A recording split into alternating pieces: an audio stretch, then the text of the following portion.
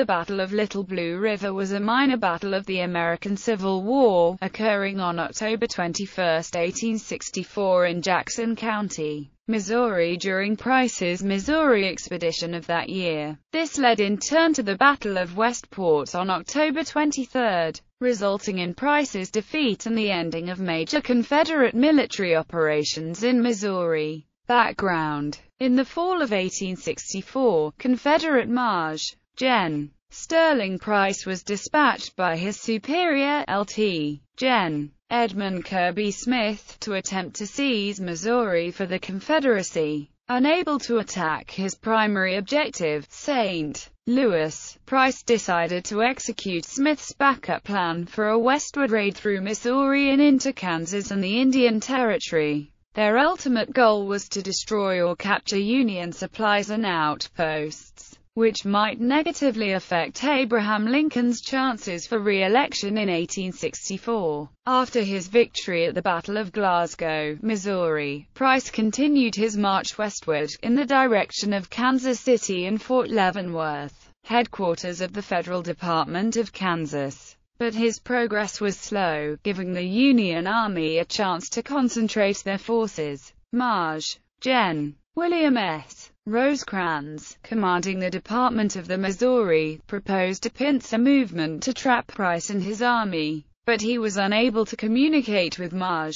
Gen. Samuel R. Curtis, commander of the Department of Kansas, to formalize the plan. Curtis was experiencing difficulty because many of his soldiers were Kansas militia, and they refused to enter Missouri. However, a force of about 2,000 men under the command of Maj. Gen. James G. Blunt did set out for Lexington. He met the Confederate troops there on October 19 and slowed their progress, but was ultimately forced to withdraw. On the 20th, Blunt's retreating column arrived on the Little Blue River, a minor stream 5 miles east of Independence. Battle. The Union force turned at the Little Blue to engage the Confederates again, using strong defensive positions on the west bank. Curtis, however, ordered Blunt back to Independence, leaving only a token force, under Col. Thomas Moonlight, on the river itself. The following day, however, Curtis ordered Blunt to take all of his volunteers and return to the Little Blue. As Blunt neared the stream, he discovered that Moonlight's small force had engaged Price's advance guard just after sunup,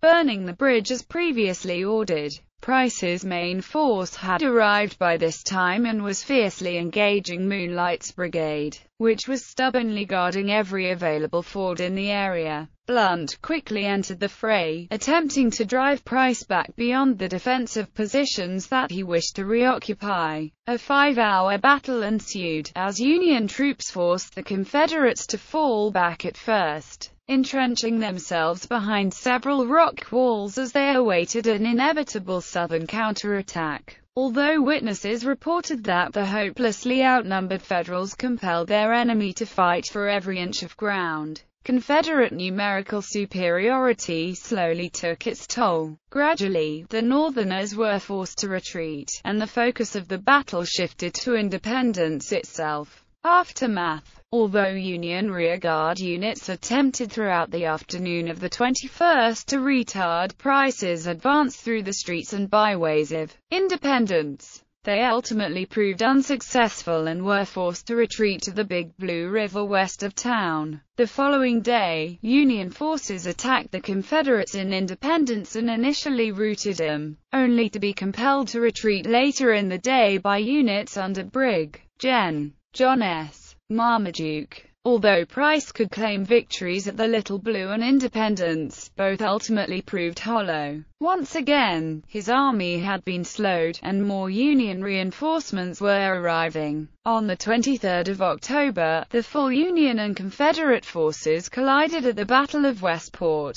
often called the Gettysburg of Missouri, resulting in a final, decisive defeat for Price and the end of his campaign, and all major Confederate operations, in the state.